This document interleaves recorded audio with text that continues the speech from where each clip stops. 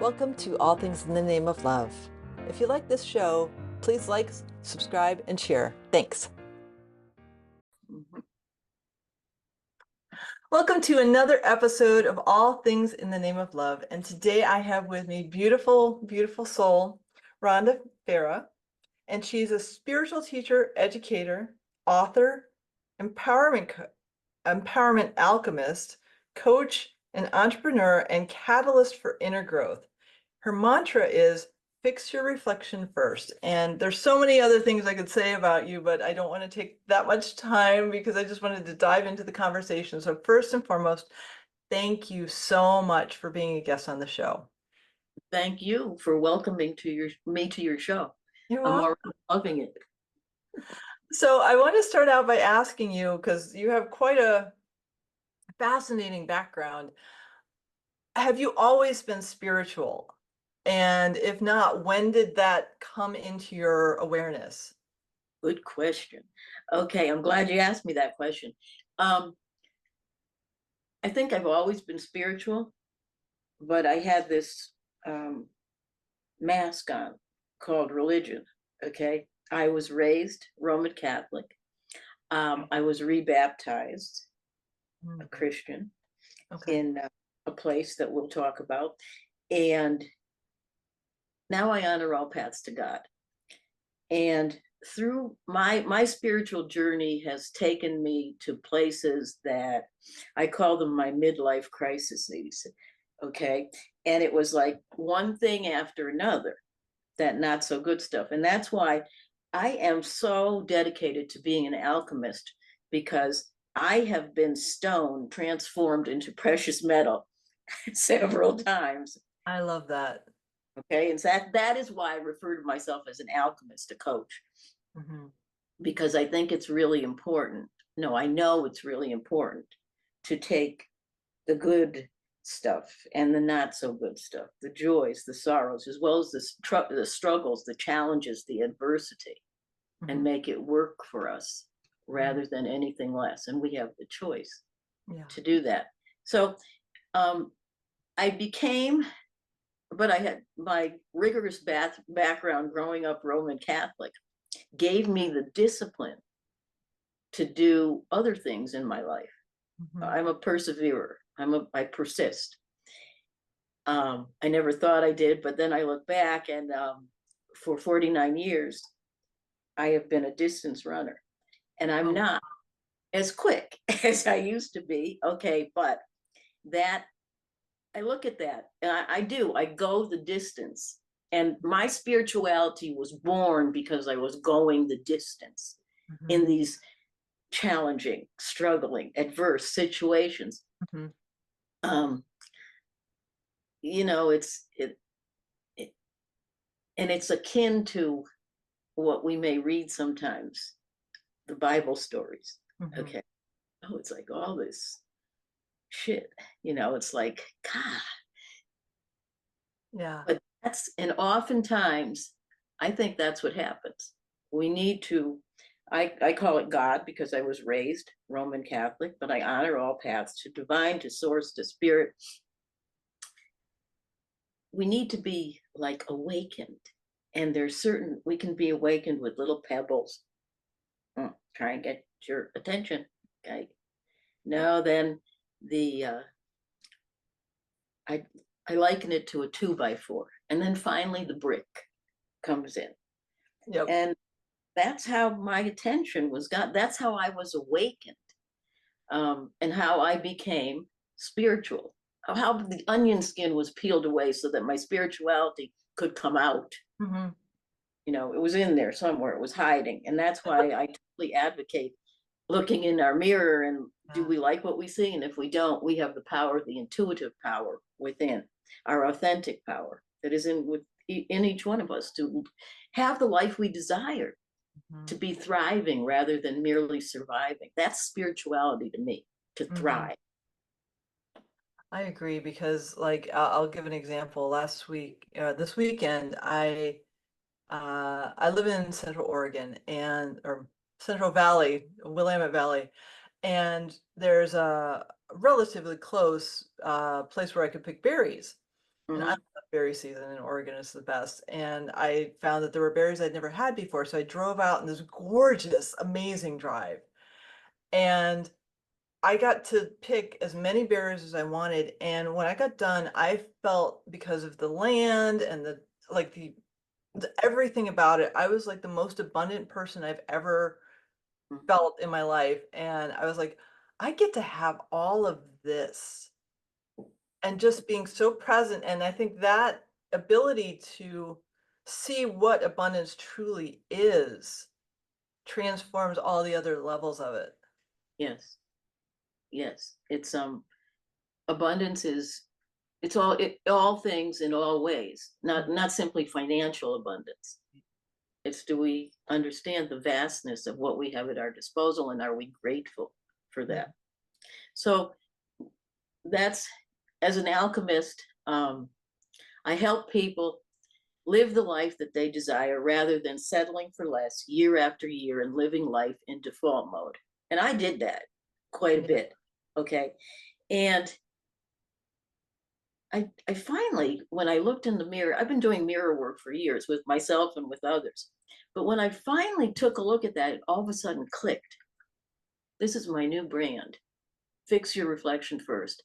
And I am the role model for fixing one's reflection first. Mhm. So, well, I have a background in counseling and educational psychology. I'm a member of the International Coaching Federation. My biggest credentials are that I have become empowered through some not so good stuff in life. And I don't know how much you know about my background or otherwise what Noah shared with you, but my midlife crisis began in my early 40s. It Okay. included incarceration, breast cancer, a couple divorces, not all in the 40s, but Yeah, yeah, yeah. divorces and financial ruin. But the biggest thing that happened to me that was not so good is I lost my sense of self. I lost my sense of direction. I lost my sense of purpose. So I got that brick. Yeah. Get back in alignment. Mm. Get back in alignment, woman. That's it. And Yeah. I didn't like certain things as I was going through. Yeah. But it taught me a lot about myself, and it also brought to light what I teach. I teach that we call everything forward, whether it's good or not so good. We call it forward to identify our authentic power from within, to learn the lessons Mhm. that we must learn, Yep. and to be the best version of ourselves. Yeah. It may take a while. I recently, you know, Yes. I kid when I'm on interviews, and there's always a question that comes up, so that my answer is, well, Moses never made it until he was in his late 70s. Right. And it hit me, oh, I don't know, a month ago. I said, God, hmm, I wonder, I did some research. At what age are we our most successful? Whatever that is. Maybe it could be career, could be financially, could be relationship, could be Mhm. anything. Whatever it is. In what age? And it was the 60s and 70s. When you were Interesting. in your 60s and your 70s. Interesting. And so I said, good, I just turned 66. So that's why I'm mentioning that. And I needed that sign. Yeah. I needed that sign, and I asked for it. And I advocate that. Ask. It's not like a test for divine or spirit or God. Ask. If you want something, hey, knock, and that door will be open. Believe me, you may not like what as you cross the threshold, but the door will open for you. Right. It's always for us, regardless of how um bumpy or windy roady it is. It's always for us. It is.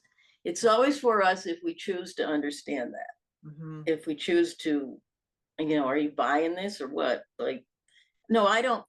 My sister often says, oh, she's being Pollyanna again. I said, no, I have found the gift and the blessing in everything that I've been through. Yeah. And I have had, there it is. I call it my aha breath. That's my God breath. It's a very confirming breath to me. And that breath came to me in my early days in federal women's prison camp, when I stopped banging the phone against the wall saying, "Get me out of here." Mhm. And it was like, there it is. Mm. I just said, oh, well, that was it. Then that's what you asked me when the spiritual journey, that onion skin began to peel away. Mm. And there was not a day through lots of stuff I've been through that I didn't laugh or I didn't cry, because those are two signs of growth. Mhm. If you're growing, no matter what you're facing, no matter what's going on, understand that if you're laughing, if you're weeping, you are growing. Mm. I love that. My team yesterday, I do a lot of somatic work, and I was given the opportunity to like listen to my thoughts on a deeper level while I'm Mhm. doing somatic work. And I know there's a part of me that wants to release, but it's not ready to yet. So I'm just being present with it, not really pushing anything, because that's the whole purpose of somatic work. And I started getting the craziest stuff. And I'm like, that's not even me. Like, it was just so funny because like the thoughts just got like, because the attention is like, no, I don't want you to, don't pay attention to this spot of you. Look here, look here. And Right. I'm just, and some of them I just burst out laughing. I was like, really, you're gonna, okay, fine. Thank you for that thought. And I went back into the presence. And so, as we keep going in to do our remembrance, I like to say, because we're already spiritual, we're remembering that. And like stuff that used to freak me out is just so much more amusing now, because I see it, because it's just a program that was running in my head, and it's like, oh honey, no, that doesn't even bother me anymore, but you're trying to come in. Thank you so much to like check to make sure that I'm still okay with the thing, whatever it is. And that laughter, I've never laughed at my thoughts before. So it was really, I mean, in that context, so it was really, really cool to experience. What did you take away from that experience? A couple things. One, I should not take myself so seriously. Right. And two, how beautiful it is to witness oneself in one's growth. Yes. And to realize that, to say, oh yeah. It's like for me, in prison camp, I was reading quite a bit. I was writing quite a bit. And then I'd go back after the years and I'd reread where I had put notes and and I would say, ah, look at how much I've grown. I mean, I'm having a conversation with myself now, and which is, I highly advocate that, because, whether it's spirituality or growth or just your highest version of yourself, it's an inside job. Mhm. So plan to go within, plan to open that door and walk over that threshold Mhm. and understand that you're going to the next level. We all go to the next level. Sometimes the subconscious mind is wonderful. It takes care of 95%. If we only could bring a little bit more, and we do when Yeah, we're ready, bring it into consciousness. mhm. And that's a real growth experience. Yeah. So I don't take I take myself seriously, but I'm a very playful individual. And I have decided through all these things that I've been through, especially relationships, that I'm a firm believer in looking in the mirror and loving oneself, Mhm. respecting oneself, being self aware, esteeming oneself, Yeah. because that's what we attract, not only in another relationship, that's what we attract in every aspect and avenue of life. Mhm. I And completely. and again, I'm often this, well, if you had, especially with the prison, if you had it to do it over, would you change it? No. not one bit. I found the gifts and the blessings. I was pivoted right back into being of service to others, Mm. teaching classes on wellness and on spirituality to my fellow women inmates, and it's like, yeah. And I knew, someone said, well, what is the purpose of you being here? The purpose of me being, and all of us, wherever we are, is to be the very best that we can be in whatever it is we are doing, whatever it is we are saying, because you never know who's watching. Right. You never know who you're influencing. And hopefully you're influencing them in positive directions and on positive dimensions. Mhm. Mhm. And this work, my background is in psychotherapy, but I hung that up and it was like, now it's the client's responsibility, just like it's my responsibility to look in my mirror and understand whom I'm seeing, what I'm seeing, and to change Right. what I I found I found that really it's a beautiful space of like, yes, I will happily, please show me my subconscious because I can't see it all. right. But it's up to me to do like once I see it, it's up to me to be able to work within myself to heal it because you can't fix it for me, whatever it is. That's right. And I believe my healing has accelerated by helping others heal, by Mm. being in service to others. Through grade 3, largely, I was raised in an extended family of, the oldest of 3 brothers and a sister. And extended family, that was grandmothers, grandparents, great aunts, excuse me, were thrown in the mix. Mhm. My parents and the 4 of the 5 of us. But it was a household of largely women. So the feminine influence on me kept that going to be a nurturer. Okay. Mhm. And that's why I went into the field of psychology, Mhm. not knowing really what psychology was then, but it was a precursor. It was Mhm. stepping stones, Yeah. even through spirituality, my own spirituality. At the point, it was, the that's the lesson plan. Okay, Yeah. we're going to go this way. And I know you probably believe we have written it. The script is written. Oh yeah. Oh yeah. It definitely is because I mean when I was 10, I Hmm. knew I was going to be a doctor. Hmm. Didn't want to cut anyone open. And I didn't know about body talk, which wasn't even invented until 1988, which is what I do with animals now. Um, Right. so I'm like, okay, what subject can I handle? This is my 10-year-old self. Like, what can I handle long enough to get a PhD in? Right. And it was history. And so, but the thing is that all like the bachelor's, the master's, and the PhD were all about trying to understand different aspects of separation because I didn't get it. I don't get separation, like, because there is none. But Right. my little self, like, was like, "Okay, well, maybe I could understand it from this perspective." And when I finished, I was like, "Okay, well, I got it mentally. I get the whole constructs of it mentally because I did theory and ugh." But then to actually embody it, that was that's been the last 16 years. Yeah. And you're grateful, I bet. You Oh, found yeah. the gift blessing of what you went through. I Mhm. mean, many people would say, "What did I get all these degrees for? What was this about?" It was about the tuition of life. Mhm. That's what it's about. Yep.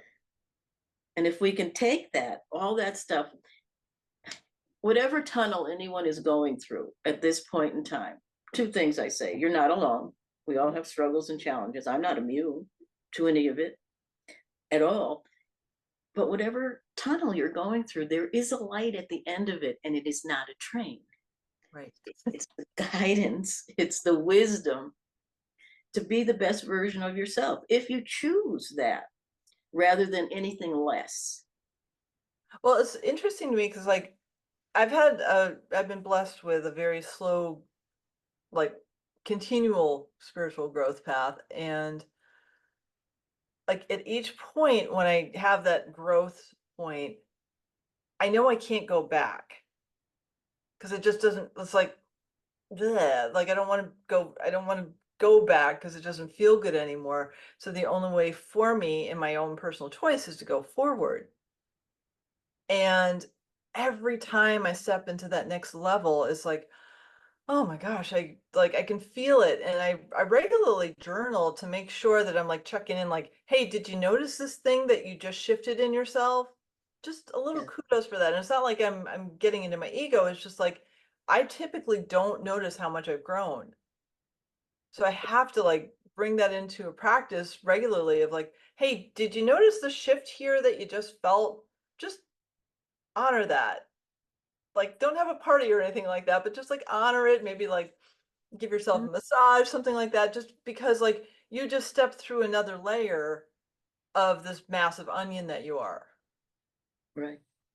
You know, and I think especially as women, we are so good at nourishing and nurturing others. And how about us? How about our self-care? Yep. How about our self-love? How Mhm. about our self-assurance? And that's really why I made the switch from the psychotherapist hat to the alchemist Yeah, coach hat. yeah. And the the incidence of breast cancer in women, of which I'm a breast cancer thriver, Mhm. is the lack of women being able to nourish themselves. Mm. It totally makes sense because this, our breasts are all about nurturing. I was gifted a couple years ago because I'm well endowed and I was kind of annoyed because it's heavy.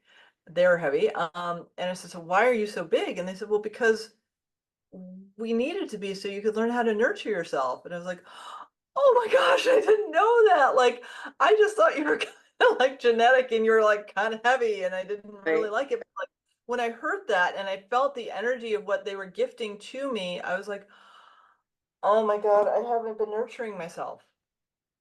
And so that awareness has brought me into this ever evolving state of how to nourish and nurture myself more and more. Right. And it's okay. Yeah. It it's okay. We can do it. It's good.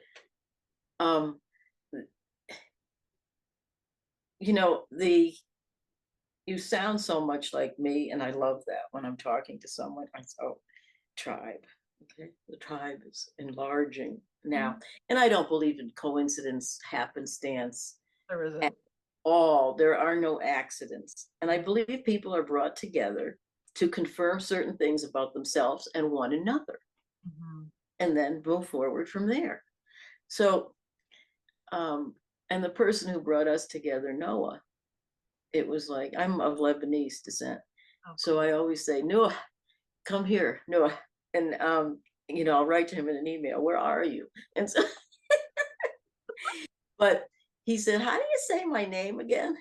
And I would say, and I go, you remind me of, and there's been some other things that we've coincidentally came upon together that remind me of my heritage, which is the inside stuff. Mhm. And that's good. That's Yeah. good. Rather than fitting into the stereotypic modes, because I don't consider myself, I was trying to, but every time I I know tried that route.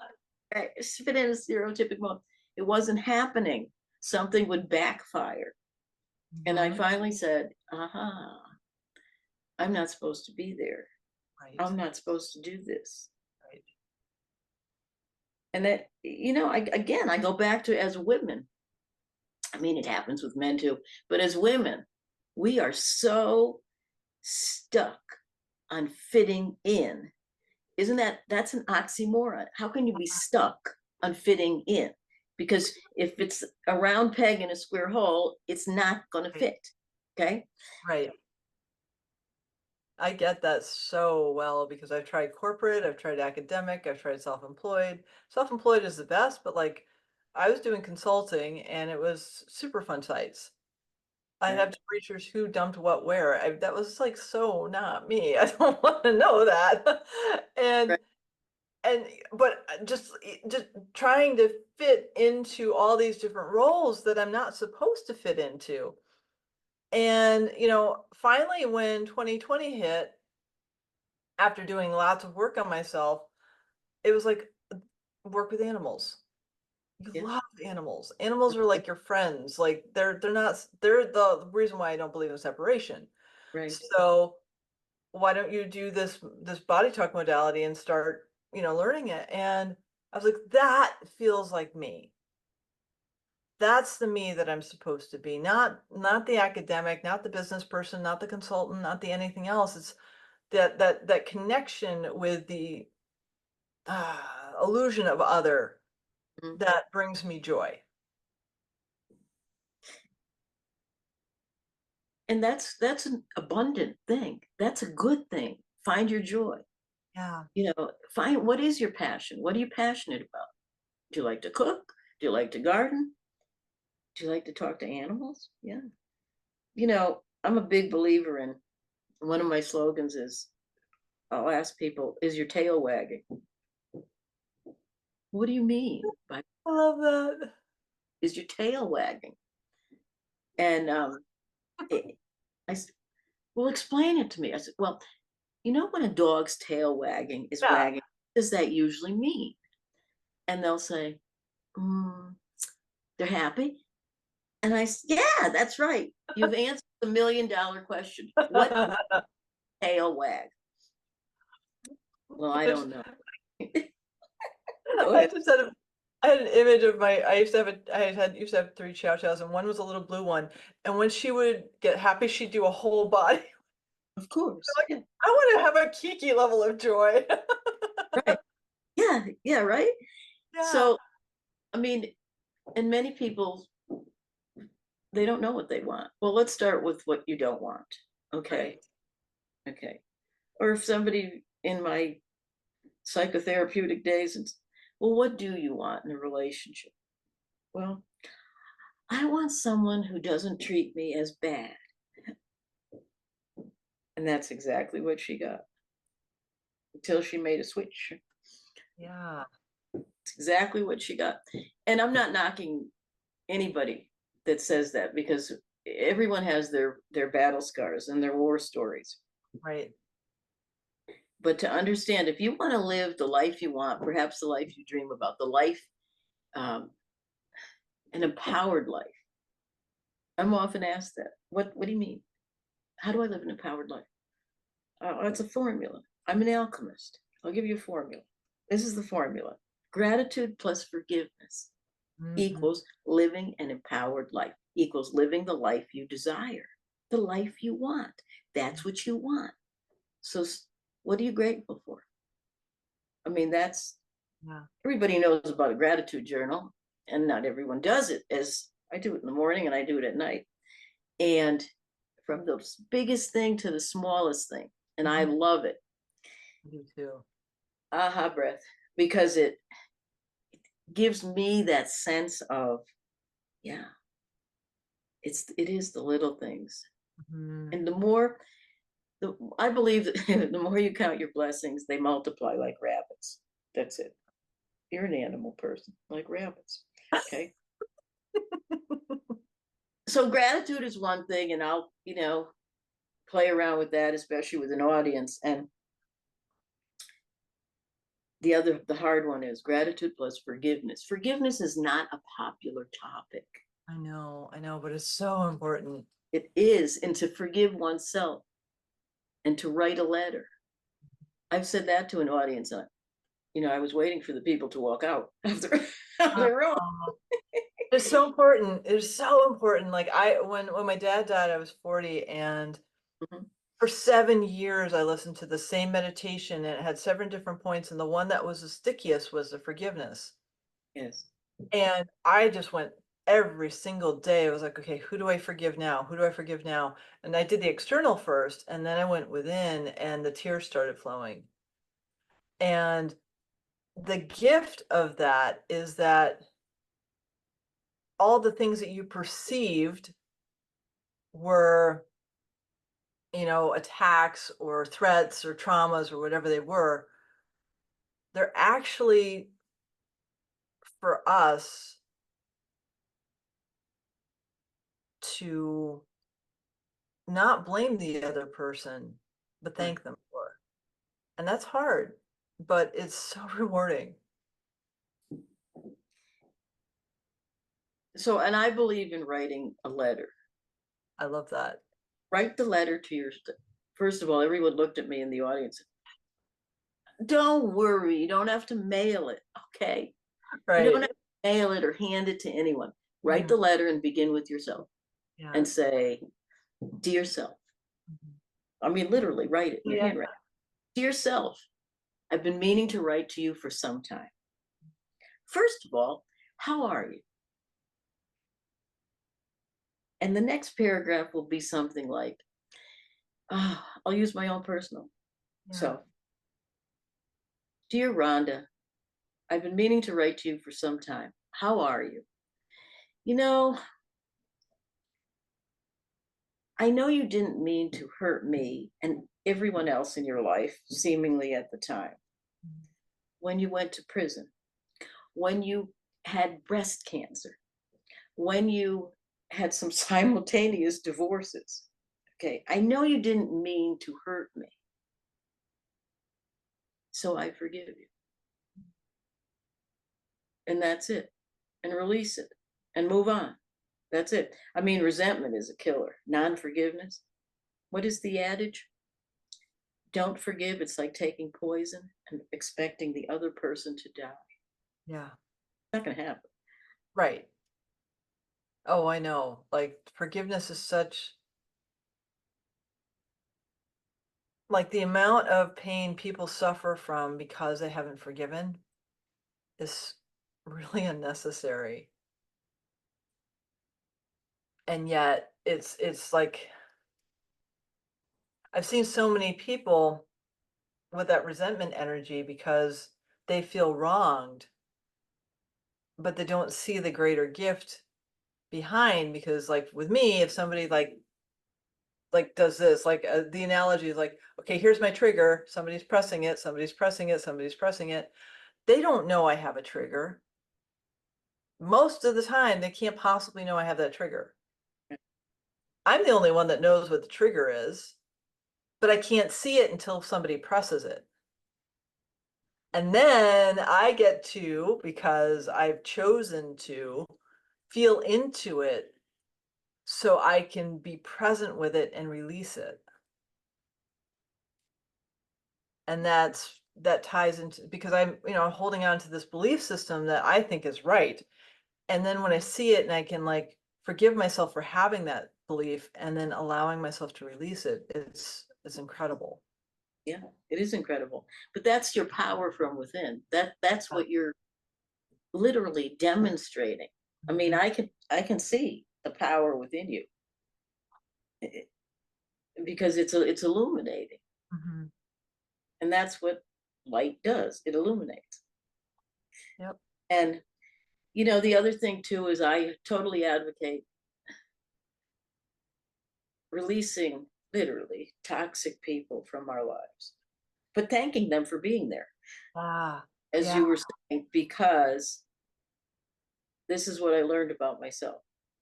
Mhm. I learned I don't need to be a people pleaser. Oh, that's so big with women. Yep, That's so big with women. be a people pleaser or a doormat sometimes, maybe not all the time. Right. I learned that, and thank you through 2 divorces, interestingly enough, from women, Wow. that's what I learned. And Interesting. that's when forgiveness came in. Yeah. Thank you, so and so. Thank you. And I not only thank you, I forgive you. Mhm. And I wish you well. And Yep. I hope you can take something from me. Mhm. I hope you got something from me Yeah. to learn about you. Mhm. So those have been very valuable lessons. So Yeah. you started asking me, well, are you spiritual? And whether I knew it or not, because if I wasn't, it wouldn't come out.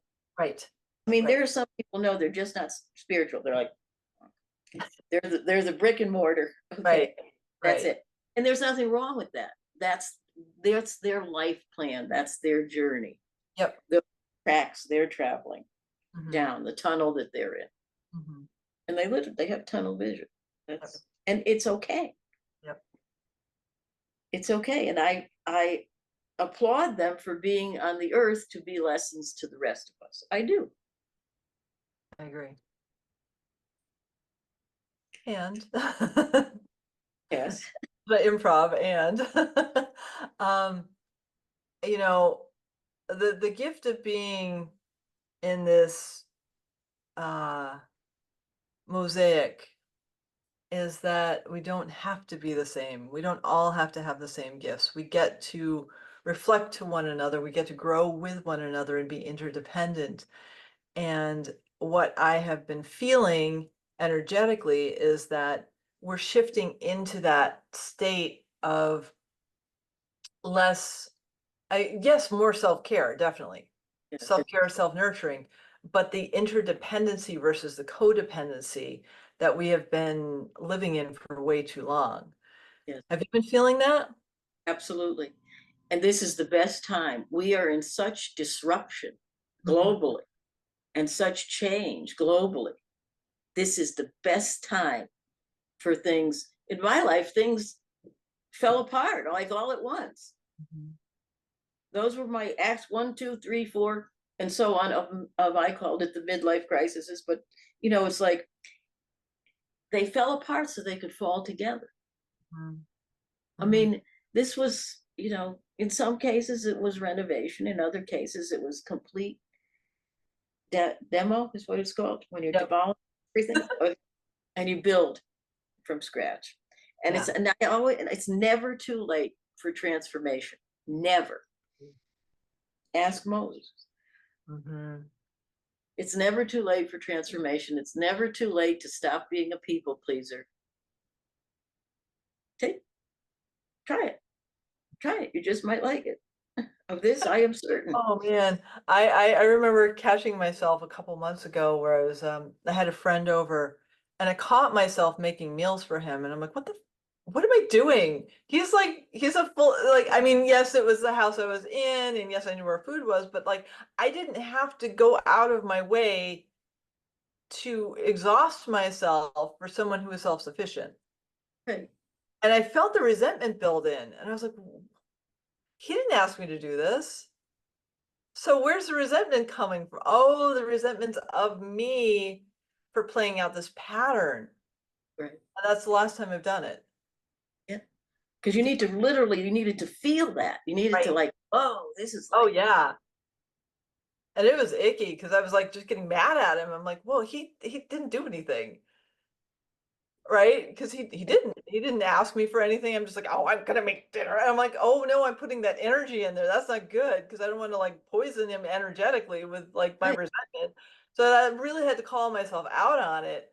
And to be able to see that, like catching something like that, if you feel resentment towards some sort of behavior that you're doing for someone else, that's known as people pleasing.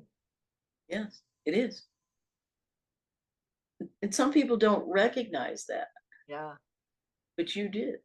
Oh You yeah. know, it's like somebody who smokes and decides that literally I've had someone say, "Can you teach me to run?" I go, "I don't know how to teach you to run. Do you want to run? You might not like it." And so, and this was early on when I was much quicker than I am these days. But so this person was a smoker, but stopped Okay. kind of running. I can't.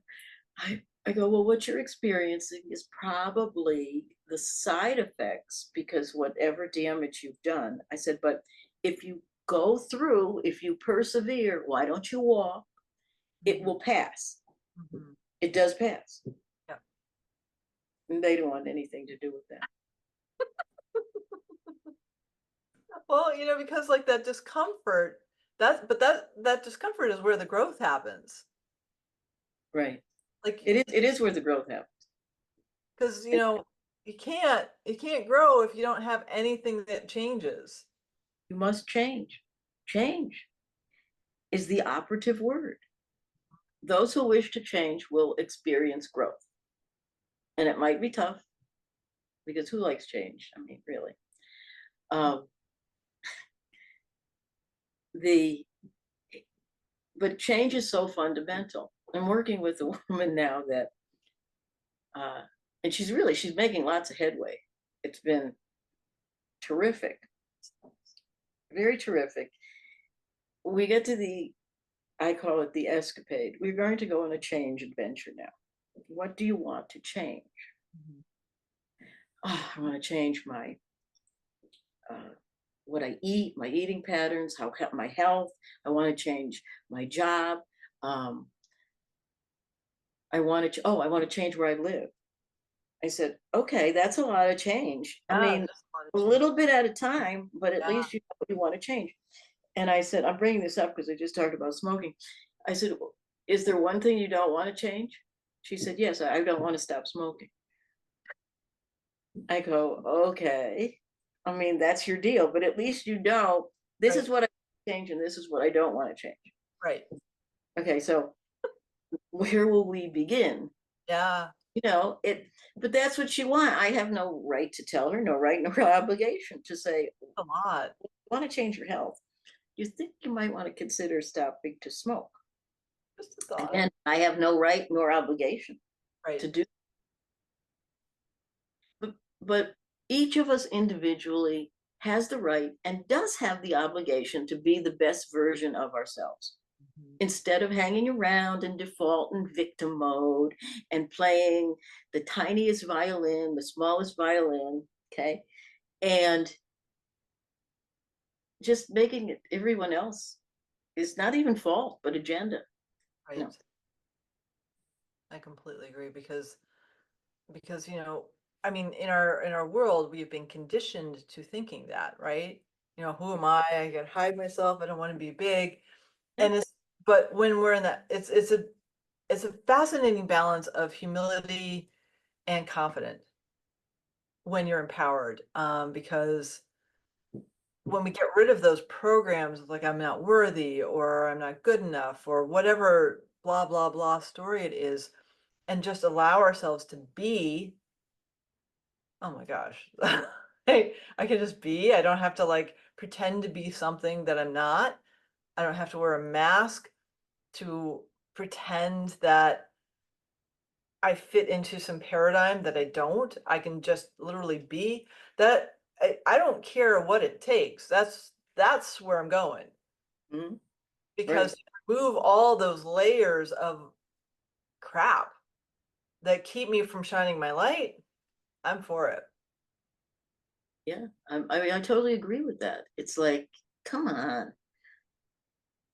Yeah. How much more? How many more bricks do you want? State anymore. Right.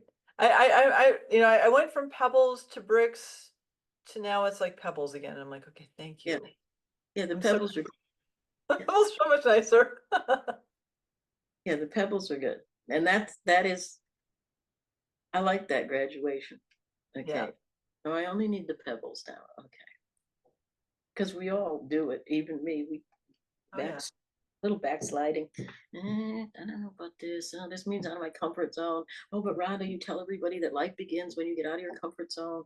Okay. And these dialogues are going on. Right. Right. I love Just that. do it. That's it. Just do it. Yep. If I get a hard no in my heart, like it's like, Yeah. no, that's not aligned, that's one thing. But if it's just like just makes me feel uncomfortable, I know that the energy of discomfort is the same energy as excitement. Yes. I have to flip it. I had an incident about a year ago where I heard that we were going to lose power at like 2 o'clock in the morning for no reason whatsoever. I got up and I boiled eggs Okay. like at midnight. Or 1 in the morning. I'm like, I gotta boil eggs. What if we have lose power for a week? We don't have anything to eat. And it's like the winter. So I'm like, and I'm like watching this part of me like in full on, it was a full on panic attack. And I'm like, this is so interesting. And so I'm like, okay, well, energy. I Right. also know that you're play. So we're gonna dance while we boil those eggs.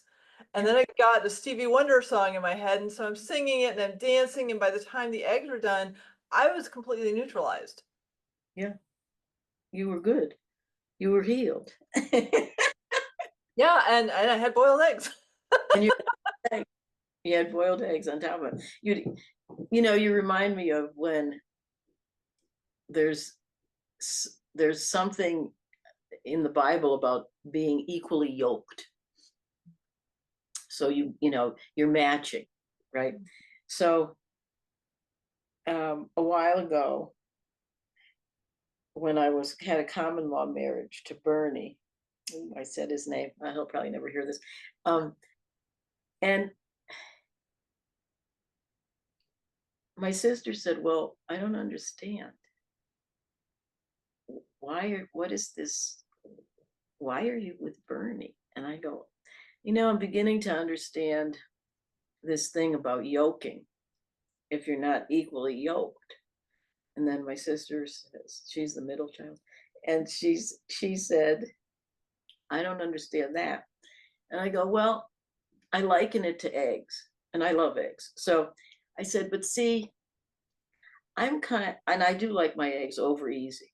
I'm an over easy gal, and he's hard boiled."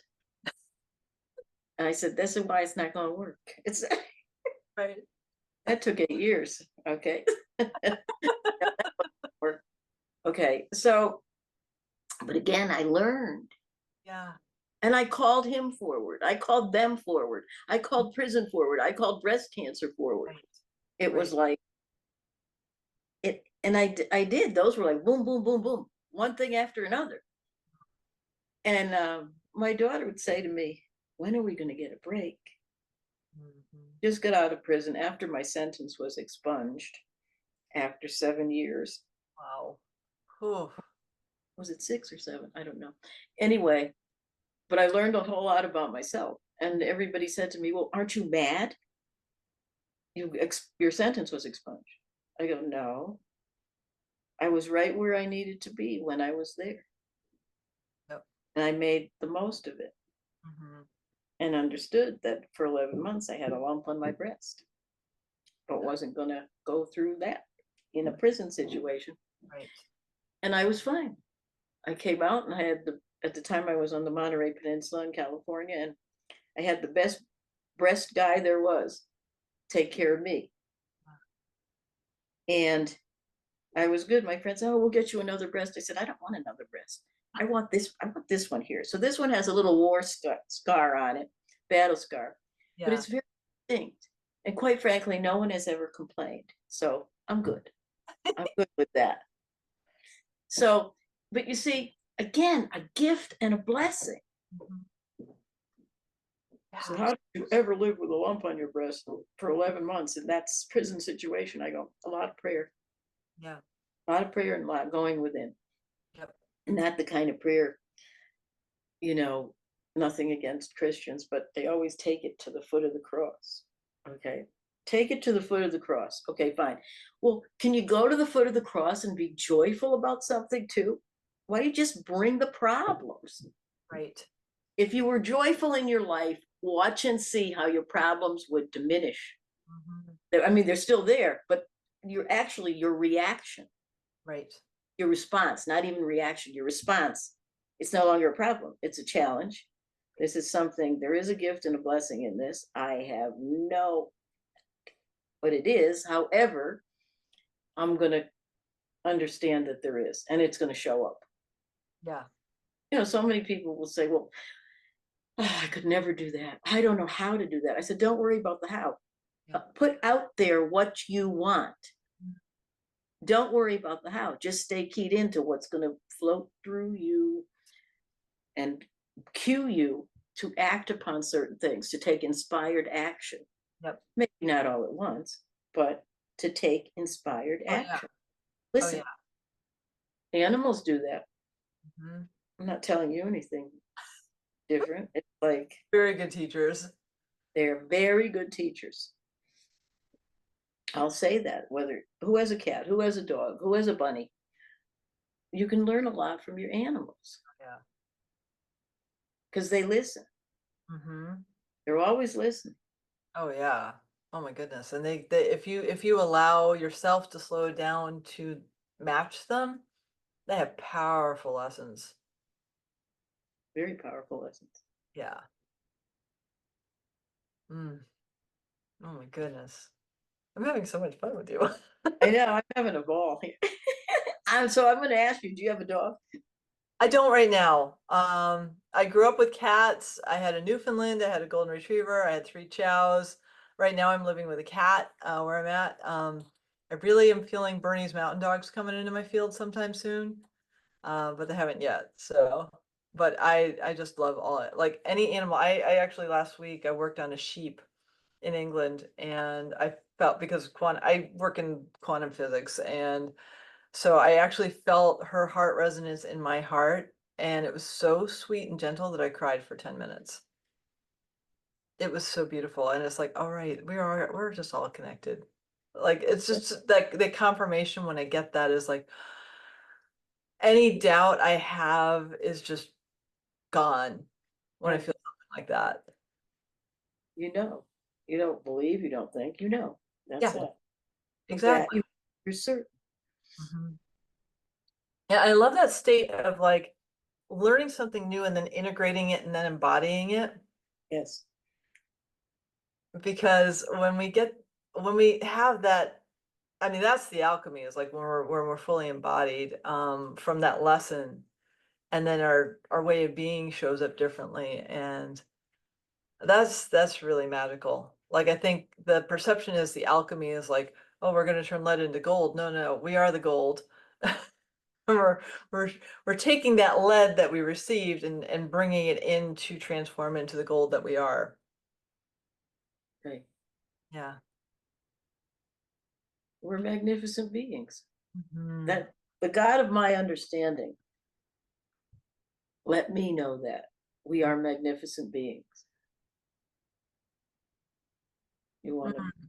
act like it? Not, you know. Oh, I want to be a 5-year-old too. Well, that actually is magnificent, being a Yes. 5-year-old. Yeah, when I was picking berries last week, I heard her come in and say, "Don't forget to look under the leaves because that's where the big ones are." I was like, Okay. "Oh my gosh, I remember that from when I was little." And she Yeah. was like, "Okay, you're getting into that state of wonder. I'm coming in and I'm going to help you." And I was like, "Oh my God, that's so magical because she's still here." I mean, we're all of the ages we were. Yes. Right, and we forget that, like, okay, so now I'm 55, that doesn't mean that means I can't connect with that little 5, 6-year-old. No, she's here. She's wide awake in here, and she wants me to play with her more, and the only way I can play with her more is when I remove the layers of the beliefs and the programs that keep me from connecting with her. Yeah. That's right. It- you know, when I do my mirror work in the morning, I have certain things around the mirror, but one of them is little Rhonda. I love you, little Rhonda. Oh. On a blanket with me, little Rhonda, standing over him is the second oldest. I love Mhm. you, little Ramiro. Okay. And it's like, okay, I love you, little Amanda. That's my daughter picture. I love you, bigger Amanda. There's a bigger picture. I love that. You know, so there's nothing, for me, it would be weird not to do those sorts of things. Mhm. And people think I am weird when I do those sorts of things. And Right. that's okay because at an age later than I'd like to recall, I have come to the belief and the knowing that I really don't care what other people think of me. I care about what I think of me. Mhm. If I don't, shame on me. Yep, I completely agree. Because we've spent so many decades trying to be something we're not. Right. Uh, When I got my PhD, I told my grandma, and I one of the reasons I got it was because my grandpa wanted to be a doctor and he couldn't. So I was like, well, I'm the favorite grandchild. I'm going to go do that. Of Little course, I yes. know. So I get it, and I come visit her. She's in a nursing home, and I'm like, Grandma, you're not going to believe this. I finally got the PhD, and she's like, so where are my grandchildren? I was like, oh, like, and because like I was like, I just spent 14 years getting this, and that's what you're gonna because I was, you know, I thought I had this perception, right, that she would appreciate it. She didn't care. Right. Care. Like it wasn't her journey, it was mine. And and that realization of like, oh, like I wasn't completely for him, but like that was definitely an influence. Mhm. Um, to be like, oh, ow, ow, ow, ow, ow. So why that part of it, why did I do that for someone else other than me? Right. And that's the lessons. Like when we're doing something, is it for us? Or is it for an obligation? Is it for a program? Is it for guilt? Is it for shame? What is the motivation for doing something? And when we tune into that, it'll really change how we show up for ourselves. It does. It absolutely does. Mm. Oh my goodness. Okay. So I just looked at the time. And so I'm going to ask you the last question, which is how do people find you, dear Rhonda? I would love to hear from anyone who has questions, who has comments. You can reach me at Rhonda, RHONDA, at helpmerhondanow.com. And my website is helpmerhondanow.com. Oh, And awesome name. I invite everyone to peruse that. There's free stuff on that. And I will be offering a group coaching class beginning, I would say within the next 30 days. And you will find out all information about that as well. Thank you so, so much for your time and your wisdom and this beautiful conversation. And I'm so, so grateful to know you and to know that you're bringing this light into the world. Well, thank you. Thank you. Takes light to know light and to bring it into the world. Mhm. I would like to leave our audience with one thing. Yeah. I am inviting that I do a lot. I invite you, wherever you are, whatever you are going through, to treat life as if it were ice cream and enjoy it before it melts. Mm.